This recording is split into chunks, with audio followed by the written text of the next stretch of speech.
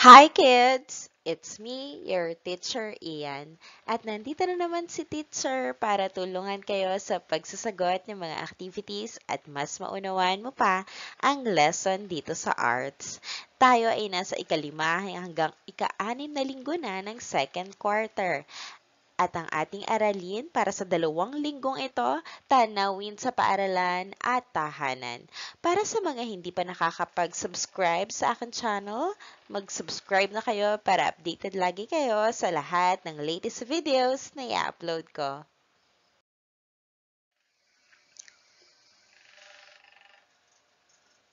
Narito ang ating layunin para sa araling ito. Pagkatapos ng araling ito, inaasahang makaguguhit ka ng isang bahay o kaya ay tanawin sa paaralan o disenyo gamit ang tiyak o nais na kulay upang makalikha ng ninanais na iyong nadarama o damdamin. So pagtatapos daw ng araling ito, makaguguhit ka, no? Magdodrawing ka, pili ka bahay o paaralan. Tingnan natin ang mga gagawin ninyo.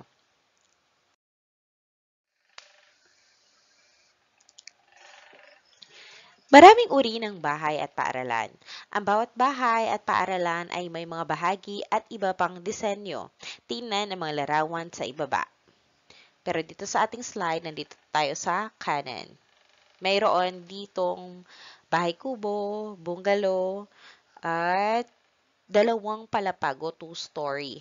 Ito ay uri ng bahay. Sabi ang mga larawan sa pangkat 1 ay halimbawa ng mga bahay. Ang mga larawan naman sa pangkat 2, mamaya yung pangkat 2 sa next slide natin. Pag-aralan muna natin itong pangkat 1. Kung mapapansin niyo, ito ay bahay kubo, tapos yung bungalow. Yung bahay kubo gawa sa pawid. Simpleng bahay lamang. Yung bungalow na tinatawag, ito ay 1 story lang na bahay. So, walang ikalawang palapag. Tapos dito sa 2 palapag na yung may taas at babang parte ng bahay.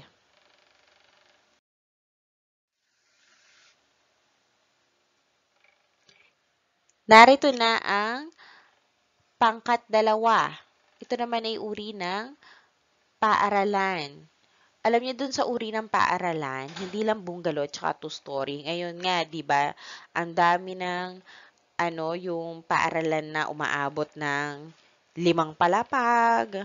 Diyos ko, paano yun dun sa pinakataas pang 5 kapag naakyat sila araw-araw? May ganun. Yung paaralan na mataas na or may ika-4, ika-5, ika-3 palapag, ganyan. Siguro ito advisable para dun sa higher grade or sa high school kasi malalaki na sila.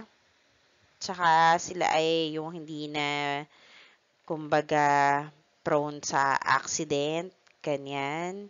Tsaka hindi na delikado sa hagdan. Pero dun sa maliliit na bata, sapat na yung yung sa kinder, grade 1, grade 2, grade 3, yung sa baba na lang or 1 story lang. Alam nyo, kayo nagpapagawa nung mga matataas or ilang palapag na paaralan ay para ma-maximize yung space. Siguro sila yung paaralan na hindi masyadong malawak yung lugar para doon sa mga bata. Tapos malaki pa yung populasyon. So kailangan talaga nila na taasan yung kanilang yung kanilang papagawang rooms para sumapat doon sa bilang ng mga bata. Doon sa aming school, ayan, ang mga grade 1 namin, grade 2, 3, mga nasa baba lang sila. Kasi yun talaga yung safe para doon sa mga bata. So, dito sa bungalow.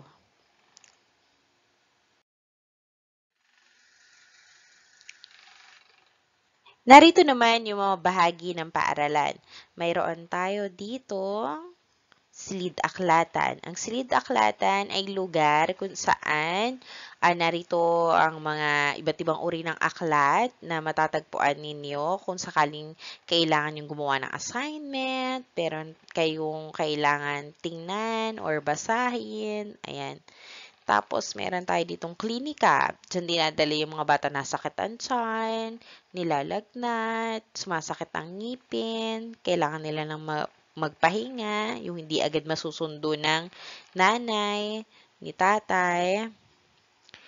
To, meron dito tayong patio. Dito naman yung lugar kung saan sila pwedeng maglaro. O kaya naman pwedeng ganapin dito yung flag ceremony. Diyan sila nagsasama-sama para sa flag up every morning. O kaya dyan din sinasagawa yung PE kung kailangan na may takbuhan, at talunan. Ito hindi talaga mawawala. Silid-aralan. Siyempre, dito nag-aaral yung mga bata. Kailangan na kailangan yan. Nandyan yung ating pisara, dyan yung mga armchairs. Next, meron tayong tanggapan ng punong guro. Doon naman sa tanggapan ng punong guro, nandito ang punong guro. Diyan yung matatagpuan yun kung kailangan ninyong dumulog sa principal. Principal lang English term para sa punong guro. Siguro kasi sa mga bata, mas aware sila or mas kilala nila yung kapag tinawag na principal, no? Mas sila, mas sanay doon sa tawag na principal. Siyempre, meron pang iba pa, katulad ng canteen. 'Di ba? Yung canteen, doon naman, nabili mga bata ng mga pagkain kapag recess. Meron din tayong stage. Doon naman sa stage, ginaganap ang programs, iba't ibang programs. At syempre, may ibang paaralan na nakahiwalay ang CR. So, meron din gano'n. Tapos, meron din parte pa ng paaralan na garden. Yan, meron kasing subject na kailangan silang mag-garden.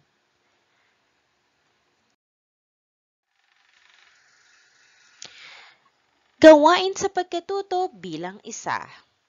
Sa tulong ni ate, kuya, o kung sino ang kasama, iguhit mo ang labas ng inyong bahay.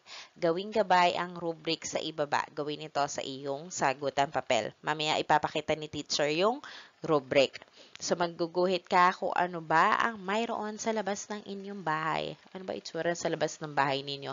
Kami, kung ako ang tatanungin, ang labas ng bahay namin sa may tabihan ay bukid. So, bukid ang pwede kong i-drawing kung sa akin kung labas ng bahay namin. Tapos sa may harapan naman, ang harapan namin ay kalsada. Tapos sa kabilang bahagi naman ng bahay namin ay mayroong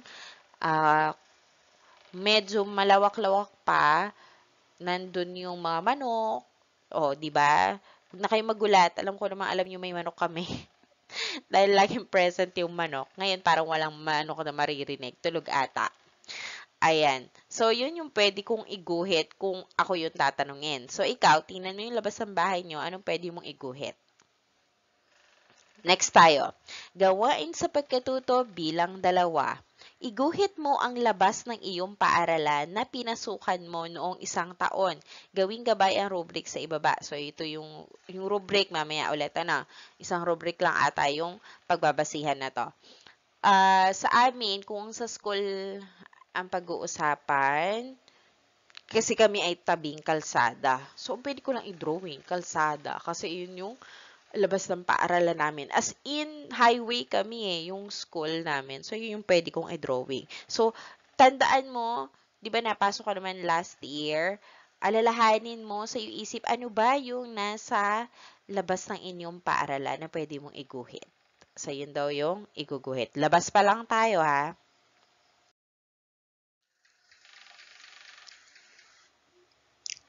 Gawain sa pagkatuto bilang 3. Pumili ka ng isang larawan ng bahay na iyong iguguhit. Maaari kang kumuha sa aklat, internet, TV, magazine, o iyong original na disenyo. Maaari mo itong kulayan ayon sa iyong nadarama. Gawing gabay ang rubric sa ibaba. Ito na yung rubric na makikita sa inyong notebook. Ngayon, ganito na lang yung gawin. Kasi 3 yun, di ba? Gawain GP1, GP2, GP3. So, ito. Kailangan makita ito sa inyong notebook. Maglagay na lang ng 1, 2, 3 para hindi na isusulat yung, ito, masyado marami yan. Tapos, tatlo kasi yung gagawin yung ganito. Ilagay sa taas yung GP1, sunod, gagawa ka ulit ng ganito, lagay nyo mo naman yung GP2, tapos gawa ka pa ulit, GP3 naman, no? Para may indicator na, yun ay para sa GP1, GP2, GP3. Ngayon, after na to, ay ang susunod, magbibigay ng halimbawa si teacher ng bahay na pwede mong iguhit. Okay? Para hindi ka na maghanap pa sa iba. Or kung gusto mo naman, sabi nga, pwedeng original design. Pwedeng kung ano yung nasa isip mo, yun ang i-drawing mo at kailangan mo itong kulayan.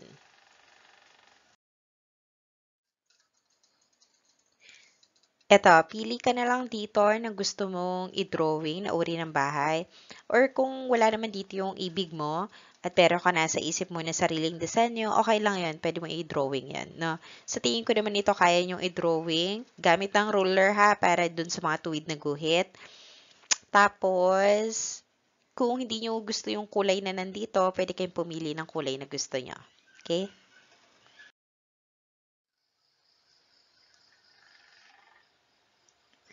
Medyo dito sa ating aralin, 2 weeks naman, maraming i-drawing. So, tingnan natin kung ano yung pwede nating magawa dito na kung sa tingin ko, sasapat na para dun sa ating most essential learning competency. So, pipili tayo, no? Tingnan muna natin yung mga activities. Gawain sa pagkatuto bilang 4. Pumili ka ng isang larawan ng paaralan na iyong iguguhit. So, si teacher magbibigay rin ulit ng pwede yung iguhit na school, no? Pero kung gusto nyo ng original design, okay lang din yon. Maaari kang kumuha sa aklat, internet, TV, sa magazine, o ang paaralang pinasukan noong taon, noong nakaraang taon. Maaari mo itong kulayan ayon sa iyong nadarama. Gawing gabay ang rubric sa ibaba. So, mamaya ulit yung rubric. Gawain sa pagkatuto bilang 5.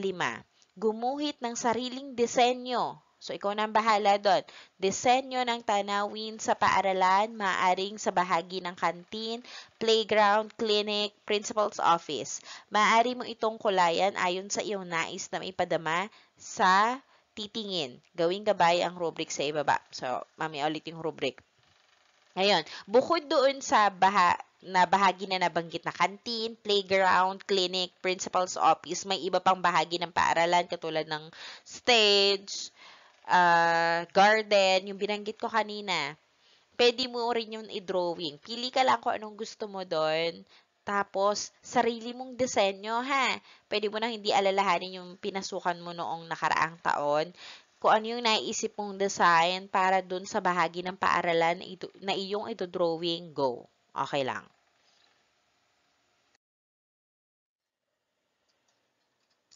Ito naman yung mga larawan ng paaralan na pwede niyong iguhit. Pili ka na lang rin.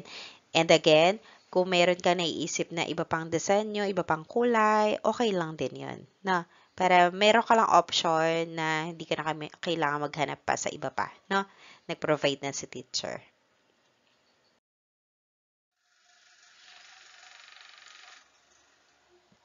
Ito na yung rubric na gagamitin mo para doon sa ating GP 4, 5, and 6. Katulad ng sinabi ko kanina, para doon sa GP 1, 2, 3, ito ay kailangan makita sa iyong notebook. Ayan. So, katulad ng sinabi ko, 1, 2, 3 na lang ang ilagay para hindi na isusulat. Tapos, yung GP 4, GP 5, GP 6. Basahin lang ni teacher yung para sa gawain sa pagkatuto bilang 6. Iguhit ang bahagi ng iyong paaralan na malimit mong puntahan noong nakaraang taon. Maari mo itong kulayan, gawing gabay ang rubric sa ibaba. Kanina, dun sa GP5 ay sarili mong disenyo na bahagi ng paaralan. Ngayon naman sa GP6 ay kailangan yung lugar kung saan malimit kang nandoon. Malimit ha. Isa lang lugar naman na naiisip ko na malimit ka. sa silid-aralan. Ay, yun, everyday talaga nandun ka. At saka sa kantin, lagi, ikaw naman napunta sa kantin, di ba? Unless doon kayo nagre-recess sa loob ng room. Pero everyday napunta kayo doon. Pero mas matagal talaga doon sa inyong silid-aralan, sa classroom.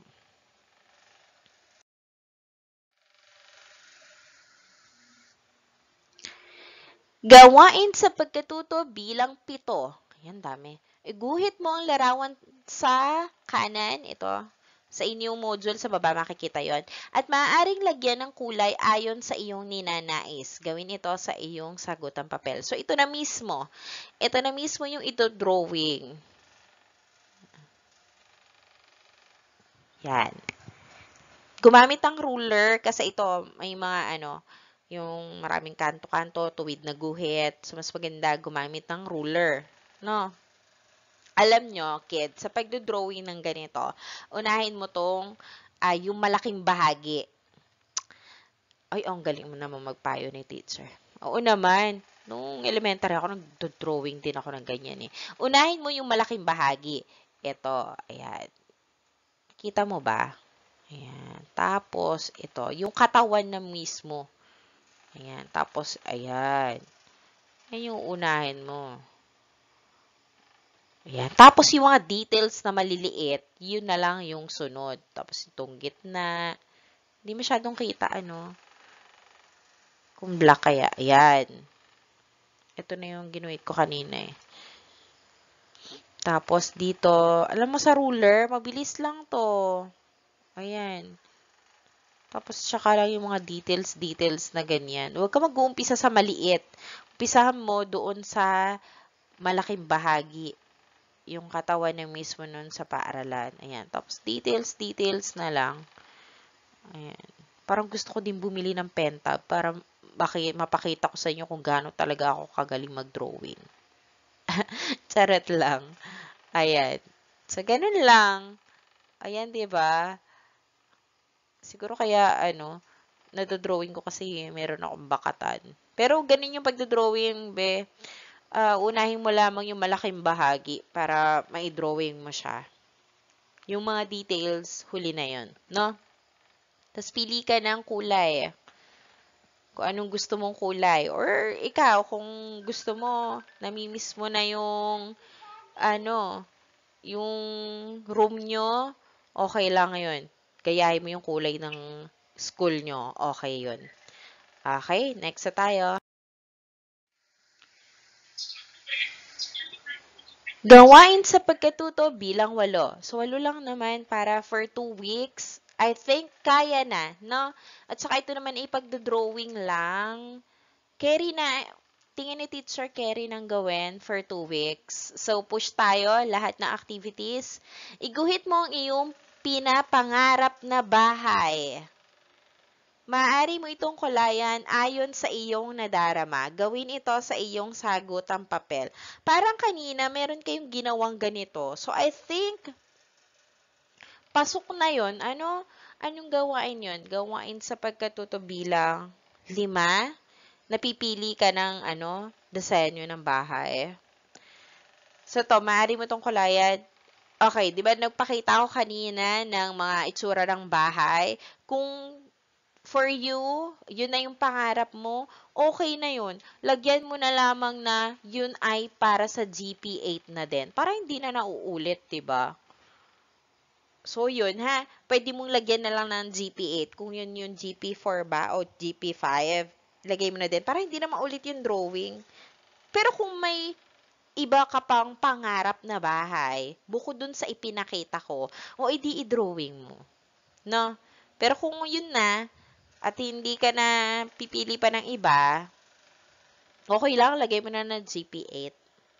Understood na yan. Kasi same naman na nag-drawing ka ng bahay. Okay?